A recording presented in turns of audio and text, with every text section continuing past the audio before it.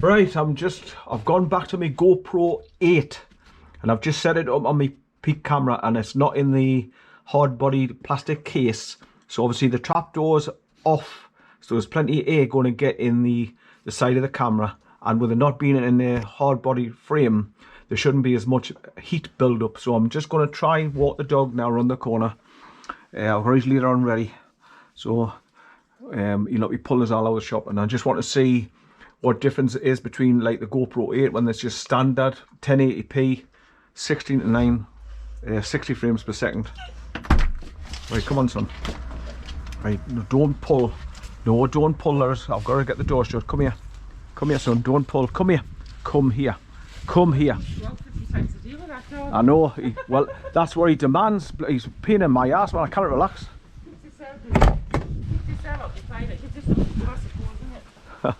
Right, come on mister.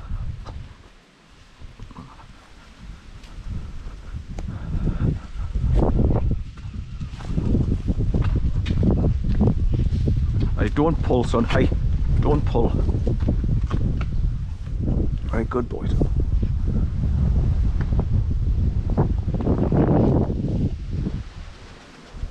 Right, this is the worst time for when you bring Bear out. The first 10 minutes is because obviously he wants to sniff everything and he's all excited after being asleep all night.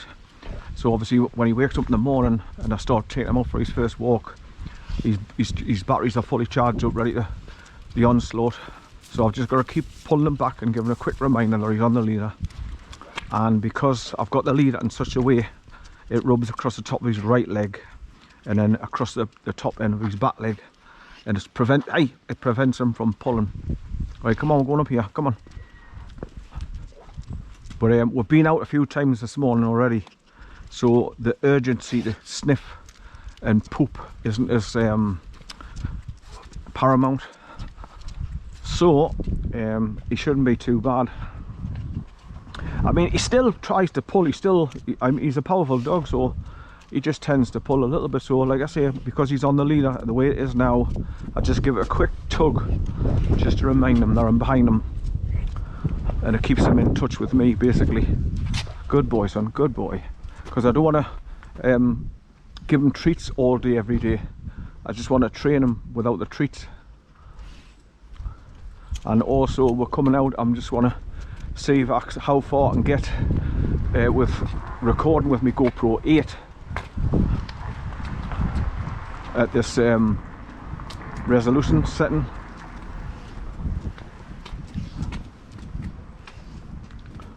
Right, so as you can see, he's walking pretty easy. Easy.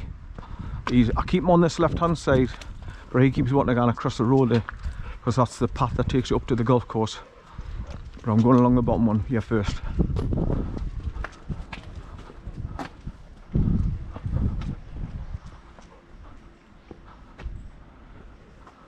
Right, come on.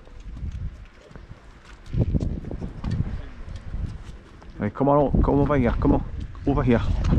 Right, come here, come here. Don't pull. Don't pull. He's excited now because we've crossed over. So now he wants to go up here. Right, come on.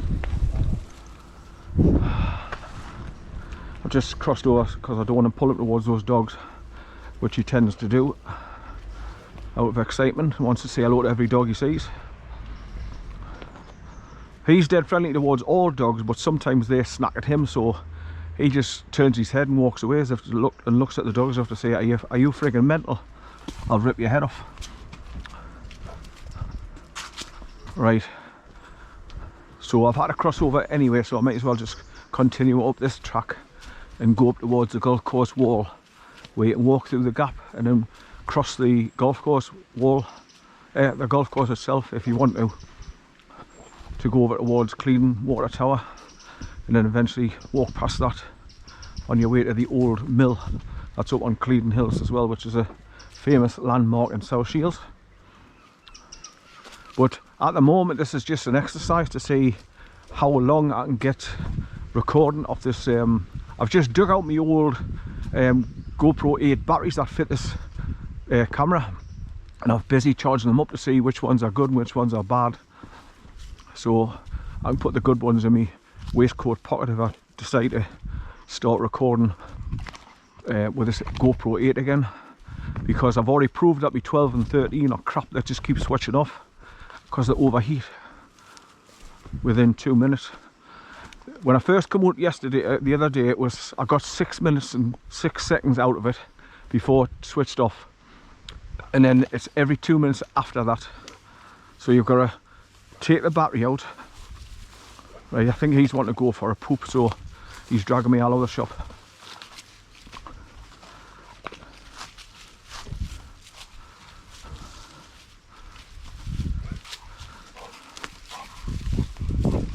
What he doesn't realise is I'm disabled, so it's hard for me to get up these bits of embankment. I mean, he just strides up, no problem, but he tries to pull me up as fast as he goes up.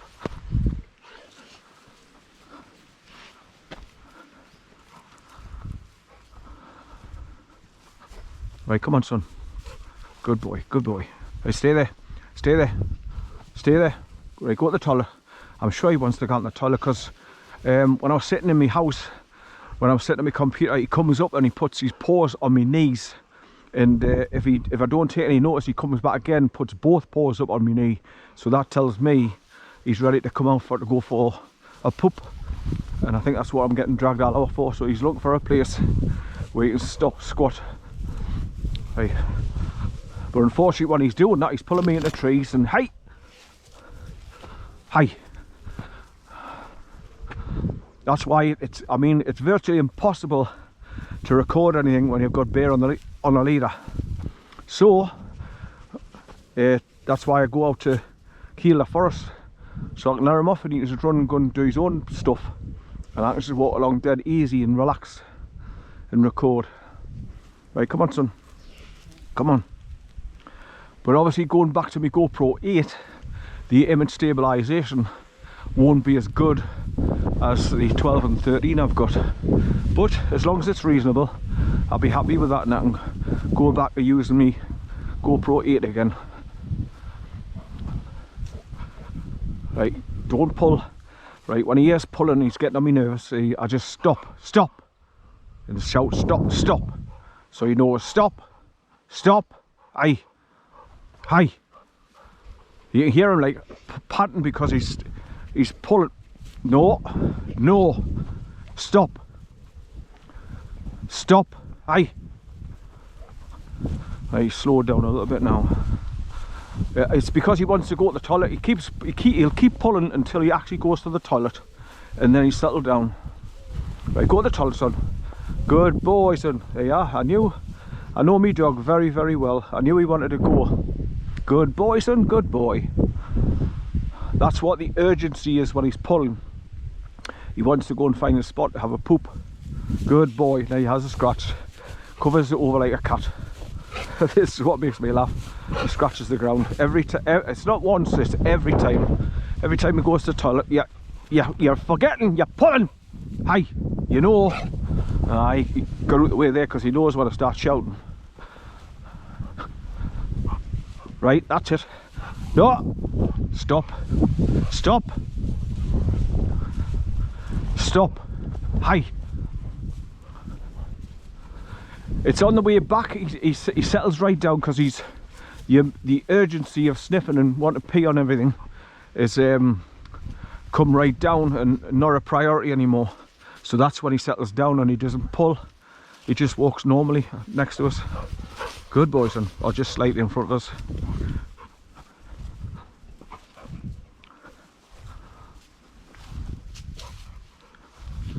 Right, just keep giving a quick tug on the leader. Right, come here, up here. Right, let's go and have a look over the golf course wall. Right, so when you come up here and you want to go across to the Cleadon water tower, you climb up through the wall here, and then they tell you to keep between the yellow posts. And obviously when you're walking across the golf course, keep looking to the left and to the right for golf balls obviously coming at you.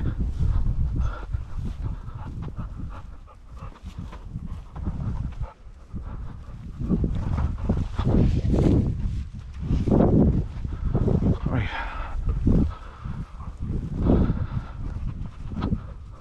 You know, and those yellow signs that says, hey, no, look out for golf balls and public footpath. And you go through the gorse bushes there, and then you can see a yellow marker post on the far side. Then you just look over to your right on a 45-degree angle, and you can see the other yellow post. No, come here, down here. That's them telling you if you're going to cut across, you've got to stay between the yellow markers, or they ask you to anyway. Right, come on, down here.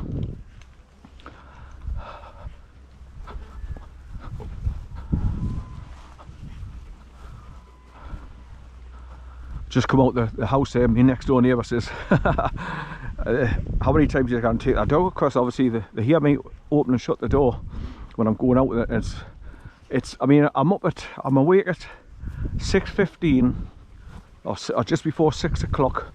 Then I'm up, get my shoes on, get ready, and take him out for his first walk, because there's nobody around. There's hardly anybody on the bottom main path, and anybody up here. It's there's less human traffic with dogs, so that's why I tend to come up early to get his first walk and let him do his business and sniffing. He's forgetting himself now. Right, so quick tug. Aye, slow him down.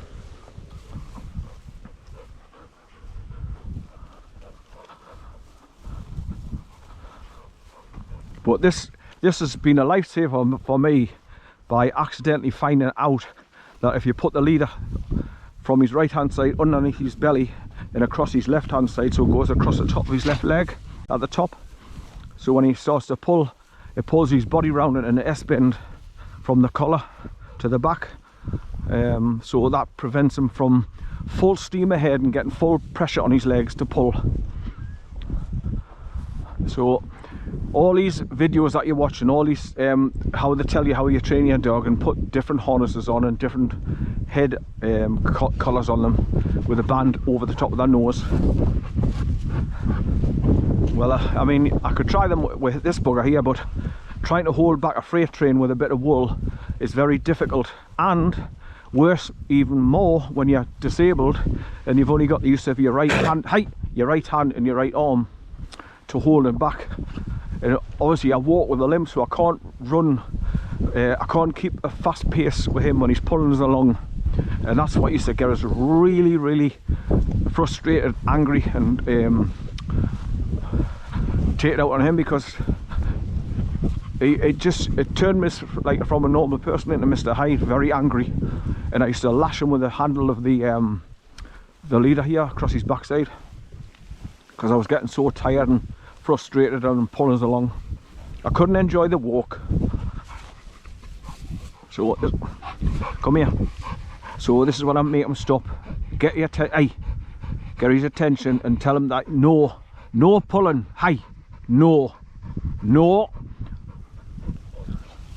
No, bear. Straight back to pulling.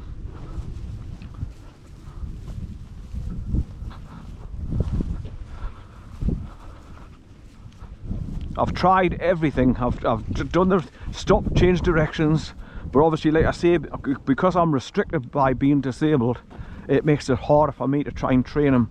So hence drive out to Kielder Forest, where there's no distractions, no horses, no cattle, no sheep. Come here, and I can let him off, and once he's run backwards and forwards and burnt that excess energy off, that's when he settles down and he's not pulling us along when I do put him back on his leader. So I can relax and stop getting angry and frustrated and fatigued. So that's when I can enjoy the walk.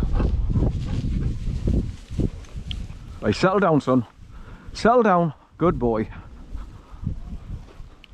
So obviously come this Sunday I'll be going out to the countryside where I can let him off again. But the thing is, if you go at the same places over and over and over and over again, it becomes very boring, because you've seen it all, there's nothing new.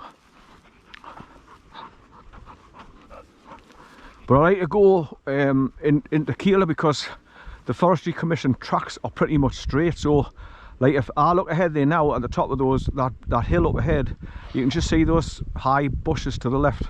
So obviously if the dog runs ahead of us, that's where I can see he's not going to get into any bother, and he'll come back once I let him off.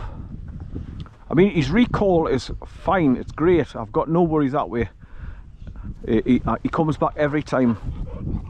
But if I was to take him off his leader now, he would run away from me now, and he'd go right up that bank and sniff into the dogs, and the recall would be very difficult, because he knows once he's off his leader, he doesn't want to come back and go back on his leader, so he tends to nick off.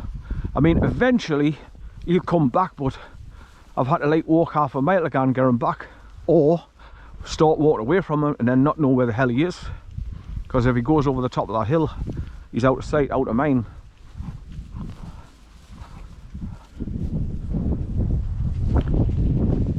But at the moment I'm just happy to let him stop, sniff the grass in, look for places to have a pee, which he does every time. Well, so far so good with this recording on my GoPro 8. I don't want to say it to say anything yet to jinx it.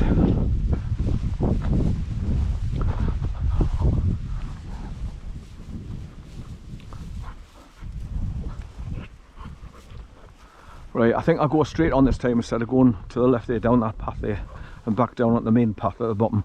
I'll give him a bit of a walk while I'm recording, just to test this camera's not going to overheat, because it's quite warm out here and there's hardly any breeze yet. It's just a tiny bit of a breeze, so I'm just testing it for when I start going out. Hey, yeah. Bear, stop. Bear, stop. Stop. Stop. Stop. Hey.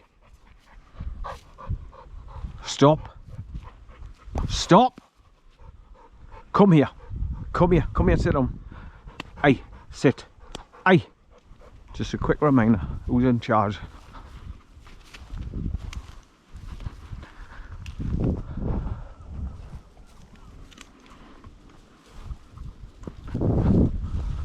But that's what drives you nuts. It's not like he pulls for a few minutes and then stops and you can get a breather. It's just constant. As soon as we're out, it's constantly pulling. So I'm holding back and pulling back constantly, which aches me bloody arm and my shoulder, my right shoulder. Because like I say, I've got to pull them back on my right arm, my right hand, my right shoulder, because I can't use my left with being disabled. So like I say, I can't wait for these med beds to come out and be available to the public. So hopefully I can get on one to reset the cells in my brain and reverse everything that the damage has done from my stroke. And I had a heart attack in 2008, so it'd be nice to get my body regenerated and put back to normal.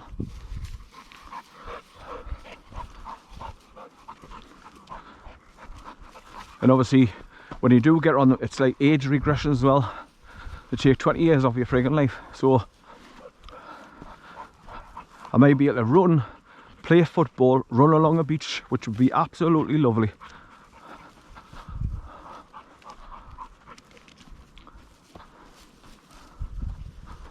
Right, so I'm just going to go level with those two trees over there and walk along past them.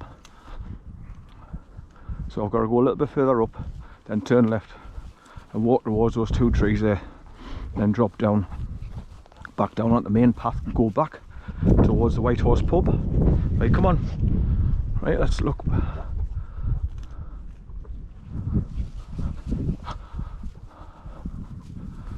Oh, man. Come on.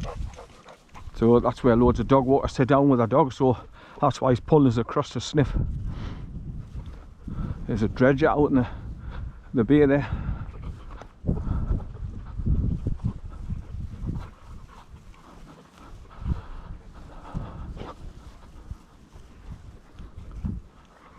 People coming towards us here now. Probably dog walkers coming over from Marsden. Hi. Obviously this is a popular walking, hiking trail as well. Part of the coast hiking trail.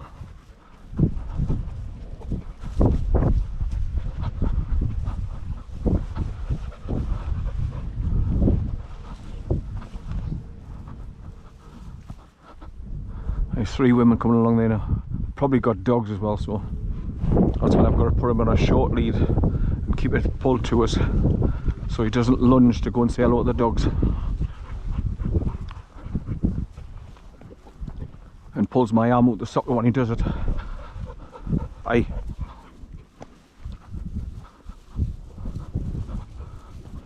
So this is like, it must be about his 5th or 6th time he's been out since this morning, first thing.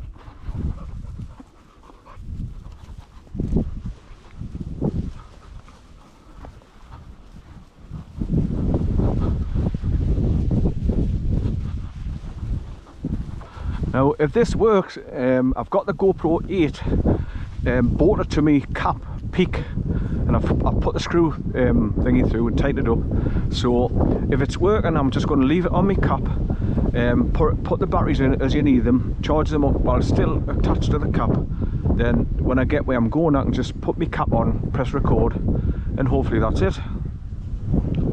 And I can use this for when I go out come Sunday. That's why I'm doing a test now, to test it all before I go out. Right, come on mister, come on.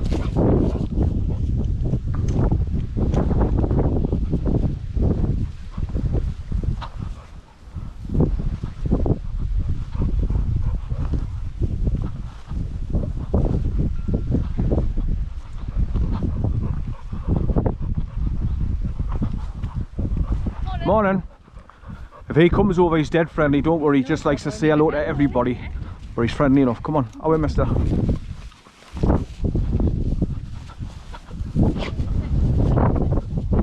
Right, come here son. Come here. Come on, down here. Down here. Come on, right, come on, we're going home now. Come on, this is where I normally, I haven't been along this path for a long time, but this is where I normally come, around the top.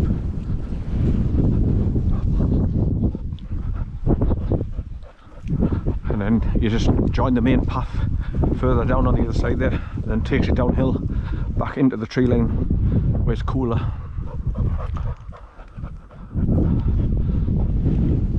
Well, there's our beautiful coastline in South Shields, and there's your 2 piers, South and North Shields piers.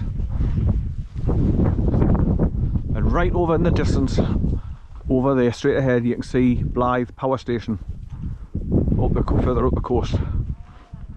And obviously you can see the lighthouse, St Mary's Lighthouse, and Tynemouth Priory. So it's all up the coast there.